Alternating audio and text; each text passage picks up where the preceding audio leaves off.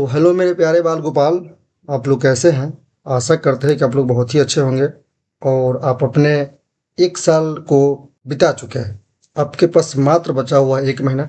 तो चलिए, सबसे पहले हम नए साल में आ चुके हैं, तो सबसे पहले हम आपको बधाई देना चाहेंगे कि नए साल की ढेर सारी शुभकामनाएँ आप सभी प्यारे बच्चों और मेरे बाल गोपाल, लड्डू सभी को।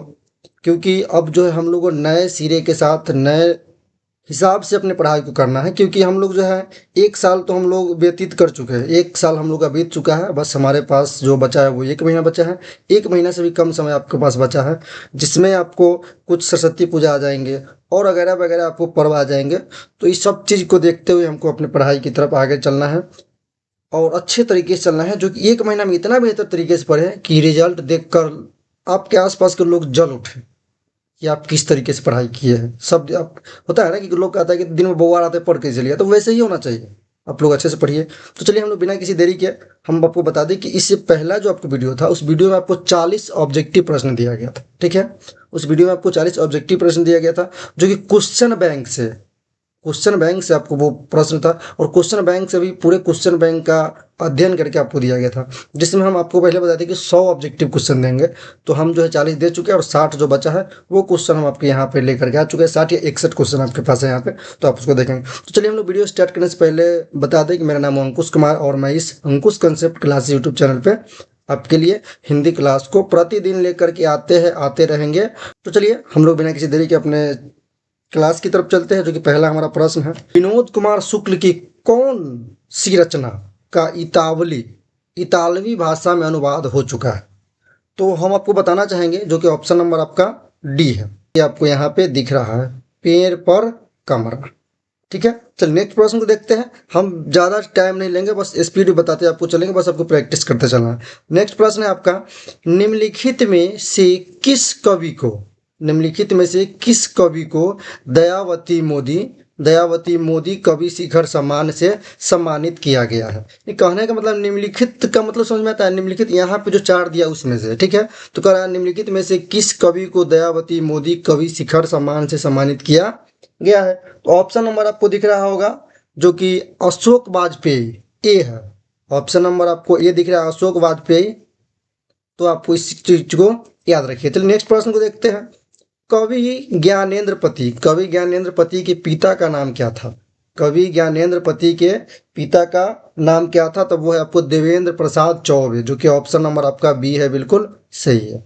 चलिए नेक्स्ट प्रश्न को देखते हैं। इस तरीके से आपको याद करते चलना है। ज़्यादा टाइम लेंगे, 15 मिनट हमको आप टाइम दीजिए, हम 15 मिनट में 61 क्वेश्चन आपको बता देंगे। नेक्स्ट प्रश्न है आपका, सर्कस का प्रकाश बुलावा कहाँ से आता है? सर्कस का प्रकाश बुलावा कहाँ से आता है? तो वो है आपको ऑप्शन नंबर ए, जो कि शहर से। कहाँ से आता है? शहर से आता है, जो कि ऑप्शन नंबर ए आपका बिल्कुल सही है। चलिए नेक्स्ट प्रश्न को देखते हैं।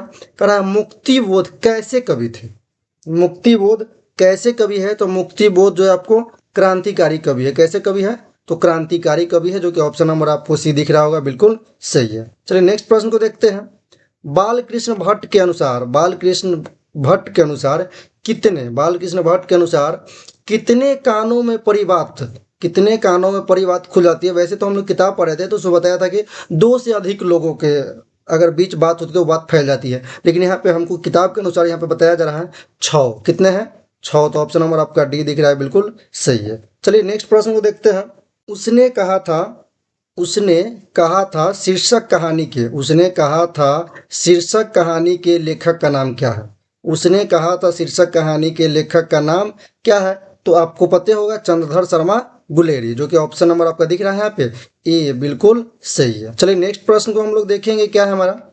नेक्स्ट प्रश्न कहता है, उसने कहा था शीर्षक कहानी में किसने अपना जर्सी उतार कर बुद्धा सिंह को पहना दिया? जर्सी मतलब कंबल, तो कुछ कपड़ा था, उसको पहना, अपना उतार कर बुद्धा सिंह को पहना दिया। तो यहाँ पे आपको दिख रहा होगा, जो इस चैप्टर का जो था, उसने कहा था कहानी का मेन जो पात्र है वो कौन है? तो वो है लहना सिंह। और आपको आंसर में क्या हो जाएगा?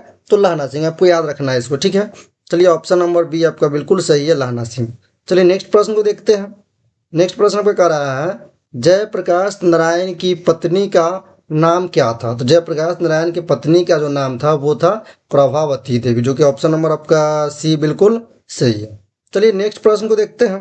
1974 में 1974 में जयप्रकाश नारायण के ने किस आंदोलन का नेतृत्व किया? तो इन्होंने जो है ना छात्र आंदोलन का नेतृत्व किए। कौन से आंदोलन का? छात्र आंदोलन का, जो कि ऑप्शन नंबर आपका डी बिल्कुल सही है। चलिए नेक्स्ट प्रश्न को देखते हैं। डी यहाँ पे टिक लगाए थे, छूट गया है डी, जो कि बिल्कुल सही है। चलिए नेक्स्ट प्रश्न को देखते हैं। रामधारी सिंह दिनकर की काव्य कृति, रामधारी सिंह दिनकर की काव्य कृति रेणुका का रचना काल क्या है? यानी कि इसका जो इनका जो समय है वो कौन सा समय है? तो आपको ऑप्शन नंबर दिख रहा होगा ए, जो कि 1935। आप इस तरीके से इसको याद रखिए। ये सब प्रश्न आपको रेगुलर एग्जाम में पूछा जा रहा है, ठीक है, और भी इंपॉर्टेंट क्वेश्चन है सब चीज, ठीक है, तो आप इसको याद करना नहीं भूलेंगे। चलिए नेक्स्ट प्रश्न है आपका।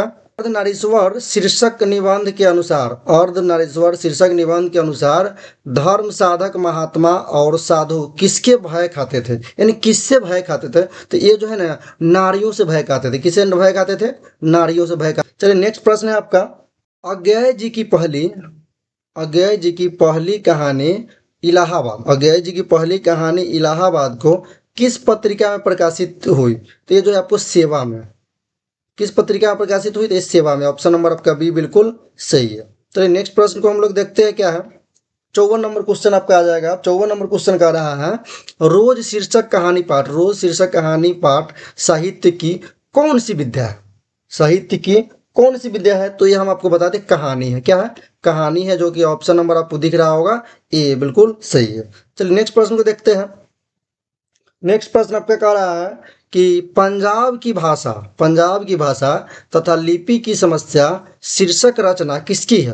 पंजाब की भाषा तथा लिपि की समस्या शीर्षक रचना किसकी है? तो ये है भगत सिंह की। किसकी है? भगत सिंह की, क्योंकि ये भगत सिंह जो थे ये वो पंजाब के रहने वाले थे, ठीक है, कहाँ के हैं? तो पंजाब के, यानी ऑप्शन नंबर आपका डी बिल्कुल सही है। चलिए नेक्स्ट कर रहा है, वैशाली महोत्सव का उद्घाटन किसने किया? वैशाली महोत्सव का उद्घाटन किसने किया? तो यहाँ पे ऑप्शन नंबर आपको बी दिख रहा होगा, जगदीश चंद्र माथुर ने, जगदीश चंद्र माथुर ने, जो कि ऑप्शन नंबर आपका बी बिल्कुल सही है। चलिए नेक्स्ट प्रश्न को देखते हैं। कह रहा है कि जगदीश चंद्र माथुर लिखित कोणार्क शीर्षक का रचना का प्रकाशन किस वर्ष किया गया? यानी कि जगदीश चंद्र माथुर लिखित कोणार्क शीर्षक रचना का प्रकाशन किस वर्ष किया गया? तो यह हम आपको बता दें कि 1951 में किया गया, जो कि ऑप्शन नंबर आपका सी बिल्कुल सही है, 1951। चलिए नेक्स्ट प्रश्न को देखते हैं। करा ओ सदा नीरा शीर्षक पाठ, ओ सदा नीरा शीर्षक पाठ साहित्य की कौन सी विद्या? ओ सदा नीरा शीर्षक पाठ साहित्य की कौन सी विद्या है? तो हम आपको बता दें निबंध है। क्या है? निबंध, जो कि ऑप्शन नंबर ये आपका बिल्कुल सही है। चलिए नेक्स्ट प्रश्न को देखते हैं। कह रहा है हरि सिंह का दुर्ग कहाँ छिपा हुआ था? दुर्ग कहने का मतलब इसका सेना का भी हो सकता है, ठीक है, अगर अपने भाषा में हम लोग पढ़े तो कह सकते हैं कि हरि सिंह का सेना कहाँ छिपा हुआ था? तो ये जो छिपा था वन की गहराइयों में, जो कि ऑप्शन नंबर आपका सी बिल्कुल सही है, ठीक है। तो आप दुर्ग को भी याद रखिए, फिर सेना भी आपके प्रश्न में पूछेगा तो आप मारेंगे वन की गहराई में। नेक्स्ट प्रश्न है आपका, सन 1917 में भितिहरवा में किसकी तूती बोलती थी? क्वेश्चन फिर से रिपीट करेंगे। सन 1917 में भितिहरवा में किसकी तूती बोलती थी? तो आपको ऑप्शन नंबर दिख रहा होगा डी, मतलब एमन साहब की। किसकी? एमन साहब की, जो कि ऑप्शन नंबर डी आपको यहाँ पे दिख ही रहा है, एमन साहब की। चलिए नेक्स्ट प्रश्न है आपका, नंदनगढ़ का स्तूप कितना फुट ऊंचा है? नंदनगढ़ का जो स्तूप है वो कितना फुट ऊंचा है? तो 82 फुट ऊंचा है। कितना फुट ऊंचा है? 82 फुट ऊंचा, जो कि ऑप्शन नंबर ये आपका बिल्कुल सही है। नेक्स्ट करा है, मुन्नी और मानक की माँ का नाम क्या है? मुन्नी और मानक की माँ का नाम क्या है? तो वो है बिस्नी, जो कि इस चैप्टर को अगर आप पढ़े होंगे तो पता चल गया होगा सिपाही की माँ है, तो मानक जो है सिपाही है। नेक्स्ट प्रश्न है आपका, प्रलय की छाया शीर्षक रचना किसकी है? प्रलय की छाया शीर्षक रचना किसकी है? तो हम आपको आंसर बता दें कि यहाँ पे आपको हो जाएगा जयशंकर प्रसाद, जो कि ऑप्शन नंबर आपका दिख रहा होगा बी बिल्कुल सही है। चलिए नेक्स्ट प्रश्न को देखते हैं। क्या है हमारा, लेखक ओम प्रकाश वाल्मीकि के पिताजी उन्हें प्यार से किस नाम से बुलाते हैं? किस नाम से बुलाते? थोड़ा सा यहाँ पे एक साथ हो गया है तो हटा लीजिएगा। बुलाते थे तो इनको जो है मुंशी जी के नाम से बुलाते। किस नाम से बुलाते थे? मुंशी जी के नाम से बुलाते, जो कि ऑप्शन नंबर बी आपका बिल्कुल सही है। चलिए नेक्स्ट प्रश्न कर रहा है आपका, दस्तावेज रचना का कच्चा माल है, यह कथन किस लेखक का है? यह कथन किस लेखक का है? तो ऑप्शन नंबर आपको दिख रहा होगा बी, जो कि मलयज। क्या है? मलयज है, जो कि ऑप्शन नंबर बी है आपका परफेक्ट आंसर। एक भी आंसर आपको यहाँ से मिस नहीं होने वाला है, ठीक है, क्योंकि बहुत वेरीफाई करके यहाँ पे प्रश्न को दिया जाता है। नेक्स्ट प्रश्न है आपका, आयुष्मान शब्द का स्त्रीलिंग क्या होगा? आयुष्मान शब्द का स्त्रीलिंग रूप क्या होगा? तो थोड़ा सा अपने दिमाग को घुमाइए और शादी के कार्ड पे जाइए। लड़की के साथ आयुष्मती लगा होता है और लड़के के साथ आयुष्मान लगा होता है, तो स्त्रीलिंग पूछ रहा है, आयुष्मान का स्त्रीलिंग क्या होगा? तो आयुष्मती हो जाएगा, जो कि ऑप्शन नंबर आपका डी हो जाएगा, बिल्कुल सही हो जाएगा। अब यहाँ पे इसलिए कह दिए शादी कार्ड पर ध्यान दीजिए, क्योंकि वहाँ पे लिखा होता है और सब आदमी कार्ड लेते ही है घर में। गार्जियन नहीं रहते होंगे तो आप ही के हाथ में कार्ड आता होगा। नेक्स्ट प्रश्न है आपका, सड़क शब्द का बहुवचन, सड़क शब्द का बहुवचन रूप क्या है? सड़क शब्द का बहुवचन रूप क्या है? तो सड़कें हो जाएगा, जो कि ऑप्शन नंबर आपका ये बिल्कुल सही है। चलिए नेक्स्ट प्रश्न को देखते हैं। कह रहा है, वर्षा के लिए मेघ चाहिए, वर्षा के लिए मेघ चाहिए, किस कारक का उदाहरण है? किस कारक का उदाहरण है? तो आप बता सकते हैं आंसर क्या हो जाएगा, थोड़ा सा दिमाग लगाइए। कह रहा है किस कारक का उदाहरण है, तो ये आपको हो जाएगा के लिए। को के लिए आपको पता होगा कि हम लोग किसमें पढ़े हैं, को के लिए जो है हम लोग पढ़े हैं संप्रदान कारक। तो यहाँ पे ऑप्शन नंबर आपका ये दिख रहा होगा, यहाँ पे संप्रदान कारक, जो कि ऑप्शन नंबर ये आपका बिल्कुल सही है। चलिए देखते हैं 69 नंबर क्वेश्चन को, कौन सा है 69 नंबर क्वेश्चन हमारा। तो 69 नंबर क्वेश्चन का रहा है कि काल के कितने भेद होते हैं? तो काल के 3 भेद होते हैं। काल के कितने भेद होते हैं? काल के 3 भेद होते हैं, जो कि आपको ही पता होगा। अब कौन कौन सा है वो चलिए हम बता देते हैं। पहला होता है आपको वर्तमान काल, दूसरा होता है आपको भविष्यत काल, और तीसरा होता है आपको भूतकाल। पर हिंदी इंग्लिश में कहे तो प्रेजेंट टेंस, पास्ट टेंस और फ्यूचर टेंस। काल को ही टेंस को ही हिंदी में काल कहा जाता है, या फिर काल को ही इंग्लिश में टेंस कहा जाता है, ठीक है। तो आप काल का मतलब भी समय होता है, तो आप इसको भी याद रखेंगे। काल के कितने भेदों काल के कितने भेद होते हैं? तो काल के 3 भेद होते हैं, वर्तमान, भविष्यत और भूतकाल। वर्तमान मतलब जो समय चल रहा है, उसके बाद आपको भविष्य मतलब जो समय आएगा, और भूतकाल मतलब जो बीत चुका है। चलिए नेक्स्ट प्रश्न को हम लोग देखते हैं। क्या है हमारा 70 नंबर क्वेश्चन का रहा है, कौन खा रहा है? कौन खा रहा है? अब जैसे आपको यहाँ पे कौन दिखेगा, आप समझ जाइए प्रश्नवाचक है। कौन खा रहा है किस सर्वनाम का उदाहरण है? तो कौन खा रहा है मतलब प्रश्न कर रहा है, तो प्रश्न कर रहा है, तो आपको ये दिख रहा है प्रश्नवाचक, जो कि ऑप्शन नंबर आपका बी बिल्कुल सही है। चलिए नेक्स्ट प्रश्न को देखते हैं हम। नेक्स्ट प्रश्न कर रहा है, मुझे शेर भर दूध चाहिए, मुझे शेर भर दूध चाहिए। तो हम आपको एक चीज व्याकरण पढ़ाए होंगे कि जहां पे भी माप तौल का जिक्र आता है, वो परिमाण बोधक होता है। क्या होता है? परिमाण बोधक होता है। तो जब परिमाण बोधक आपको पता चल गया, तो ऑप्शन नंबर आपका डी हो जाएगा। चलिए फिर से रिपीट करते हैं। मुझे शेर भर दूध चाहिए, मतलब शेर भर का मतलब अपने गांव देहात में जो पुरनिया लोग सब होते हैं वो कहते हैं शेर भर, मतलब आधा किलो दूध को शेर भर कहते हैं, ठीक है। तो आधा किलो दूध चाहिए, तो हम दूध को तो नाप करके ही देते हैं। तो क्या हो जाएगा यहाँ पे, आप पूछ रहे हैं यहाँ विशेषण होगा। शेर भर, मुझे शेर भर दूध चाहिए, विशेषण का उदाहरण, किस विशेषण का उदाहरण है? तो परिमाण बोधक का है। किसका है? परिमाण बोधक का है, जो कि ऑप्शन नंबर डी आपका बिल्कुल सही है। नेक्स्ट प्रश्न है आपका, मुझे मेरा घर चाहिए, मुझे मेरा घर चाहिए। तो यहाँ पे इस वाक्य में मैं पर, इस वाक्य में मैं पर किस विशेषण का प्रयोग है? मैं पर में किस विशेषण का प्रयोग किया गया है? तो यहाँ पे जो है आपको सर्वनामी का प्रयोग किया है। किसे किया गया है? सर्वनामी का प्रयोग किया गया है, जो कि ऑप्शन नंबर बी बिल्कुल आपका सही है। नेक्स्ट प्रश्न है आपका, क्रिया का मूल रूप क्या है? तो क्रिया का जो मूल रूप होता है वो धातु होता है, जो कि ऑप्शन नंबर आपको ये दिख रहा है। ये सब व्याकरण यहाँ पर अपना, या व्याकरण को आपको जो है पहले अच्छे तरीके से रिवीजन कर लीजिए। अगर आप व्याकरण को 10 दिन में अच्छे तरीके से रिवीजन कर लेते हैं, तो आपके एग्जाम में हमारे हिसाब से 60% जो आपको पूछा जाता है, वो आपको पूछा जाता है व्याकरण से, जो कि ऑब्जेक्टिव होता है प्रश्न आपका, ठीक है। तो आप उसको देखें और अच्छे तरीके से याद कीजिए। वैसे हम यहाँ पे आपको सिर्फ यहाँ पे हम आपको याद करवाएंगे ऑब्जेक्टिव, हम आपको पूरा कंसेप्ट नहीं दे पाएंगे, क्योंकि वीडियो बहुत लंबा हो जाएगा, आप देखेंगे नहीं इसको।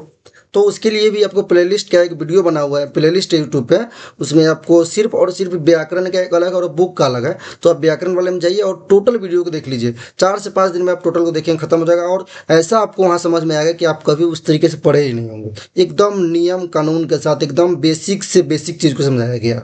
चलिए नेक्स्ट प्रश्न को देखते हैं। कह रहा है कि सर्वनाम के कितने भेद होते हैं? तो सर्वनाम के 6 भेद होते हैं, ठीक है। सर्वनाम कितने भेद होते हैं? तो सर्वनाम के 6 भेद होते हैं, जो कि ऑप्शन नंबर आपको यहाँ पे बी दिख रहा होगा।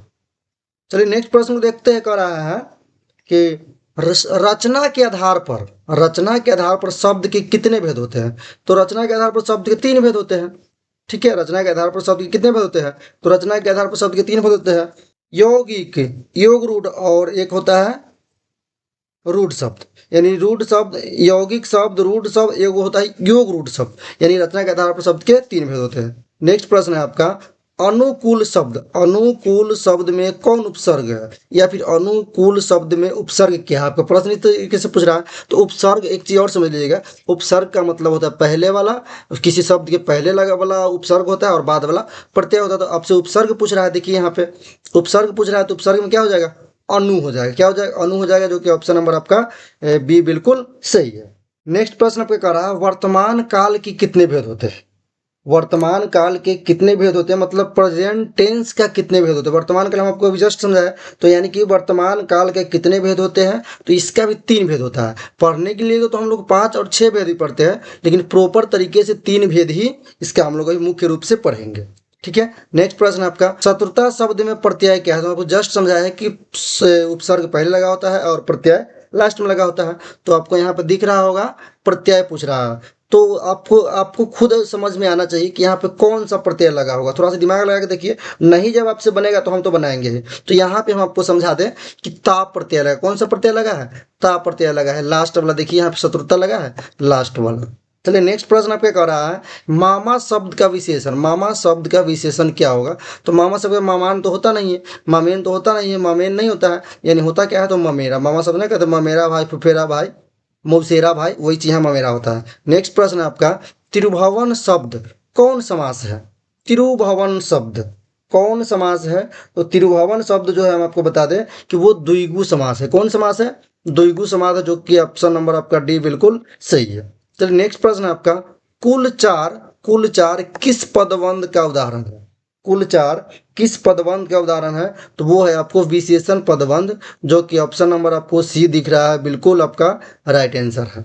चलिए नेक्स्ट प्रश्न को देखते हैं, मनुष्य के विचारों को पूर्ण रूप से या फिर पूर्णता से प्रकट करने वाले पद समूह को क्या कहते हैं? तो उसे हम लोग कहते हैं वाक्य, जो कि ऑप्शन नंबर आपका बी बिल्कुल सही है। चलिए नेक्स्ट प्रश्न को देखते हैं, रचना की दृष्टि से, रचना की दृष्टि से वाक्य के कितने प्रकार होते हैं, या फिर वाक्य कितने प्रकार के होते हैं? तो ये भी हम आपको बता दें, 3 प्रकार के होते हैं, जो कि ऑप्शन नंबर आपका सी दिख रहा होगा, बिल्कुल सही है।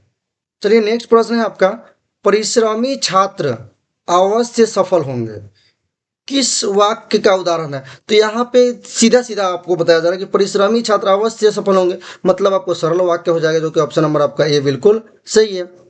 चलिए नेक्स्ट प्रश्न को हम लोग देखते हैं, निम्नलिखित में शुद्ध वाक्य कौन है? अब कहने का मतलब यहाँ जो लिखा हुआ है, इसे शुद्ध वाक्य कौन बताना? तो सबसे पहले है, उसके चाचा से लड़की हुई। ये तो बिल्कुल ही गलत है। शुद्ध वाक्य को समझिए कैसे छांटा जाता है।